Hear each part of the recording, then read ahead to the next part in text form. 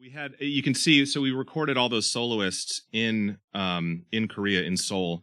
And I'll get to the studio that we're in and who is speaking English in that video. But, living in Los Angeles, I'm sure most of you know that LA has the largest Korean population outside of Korea in the world, which should be no surprise to anyone that's lived here for longer than 6 months.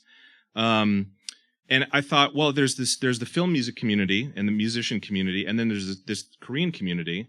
And, you ask anybody if they play some crazy instrument, and they're like, oh, yeah, I've got one, or I've got 3 of those, or I've got a bass version, an alto version, And I thought it would be really easy to find someone who played these Korean instruments because people want to get hired, so they know how to do it. And every time I would ask someone, they'd say, oh, let me ask around. And without fail, everybody would come back to me and say, yeah, I found somebody, but they live in Seoul. Everybody lived in Seoul.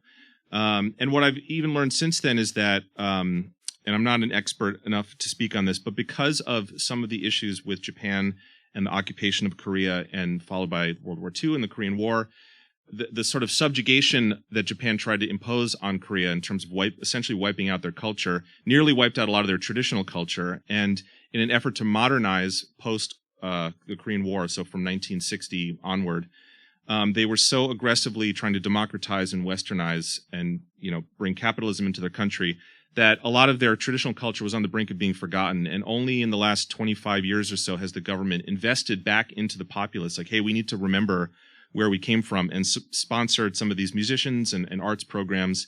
So even within Korea, it's very rare to find people that are truly experts at this, from what I understand, which is kind of sad. But I'm glad that the government understands the importance of this, and I hope that in some small part, the game has kind of, played a role in exposing people outside of Korea to this beautiful culture, not just the music.